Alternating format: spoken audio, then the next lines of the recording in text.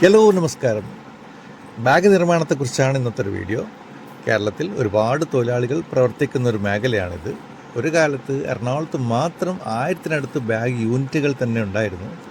Not നിരോധനത്തിന് ശേഷമാണ് ഈ മേഖല വളരെയേറെ പ്രയാസകരമായൊരു മേഖലയായി മാറിയത്.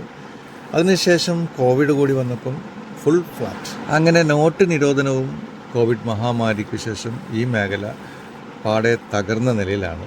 പിന്നെ തൊഴിലാളികൾ മറ്റു മേഖലകളിലേക്ക് പോയി.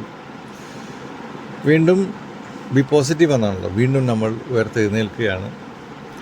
നിങ്ങൾ ഈ വീഡിയോയിൽ കാണുന്നത് പോലെ ഒരുപാട് പേരുടെ പരിശ്രമങ്ങളും നല്ല എഫേർട്ടുകളും ഇതിൻ്റെ പിറകിലുണ്ട്. നിങ്ങളുടെ മുന്നിലെത്തുന്ന മനോഹരമായ ബാഗുകളുടെ പണിപ്പുരയാണ് നിങ്ങൾക്ക് ഈ വീഡിയോയിൽ കൂടി കാണാൻ പറ്റുന്നത്.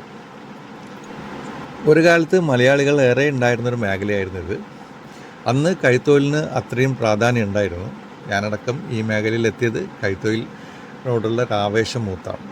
ഞാനെന്നും ഈ മേഖലയിൽ തന്നെ പ്രവർത്തിക്കുന്നു. ഇന്ന് ഈ ബാഗ് മേഖലയിൽ തൊഴിലറിയുന്നവർ ഏറ്റവും കൂടുതലുള്ളത് UP, ബീഹാർ, ബംഗാൾ ആൻഡ് നേപ്പാൾ. ഇവിടെ നിന്നാണ് ഏറ്റവും കൂടുതൽ തൊഴിലാളികൾ ഓൾ ഓവർ ഇന്ത്യയിലൊട്ടാകെ ബാഗ് നിർമ്മാണ മേഖലയിലുള്ളത്. അപ്പം be positive, bag creates personality. നിങ്ങളുടെ മനോഹരമായ ബാഗുകളുടെ പിറകിൽ ഞങ്ങളെപ്പോലത്തെ കുറച്ച് പേരുടെ പരിശ്രമങ്ങളുണ്ട്. അപ്പോൾ make in India, make in Kerala ബാഗുകളൊക്കെ നിങ്ങൾ വാങ്ങിക്കുക. ഇനിയും വരാം ഇത്ര നല്ല വീഡിയോകളുമായി. അതുപോലെ തന്നെ നല്ല ഓഫറുകളും നല്ല ഭംഗിയുള്ള ബാഗുകളുമായി വരാം. നല്ല വീഡിയോകളുമായി ഇനിയും കാണാം. അതുവരെക്കും ബൈ.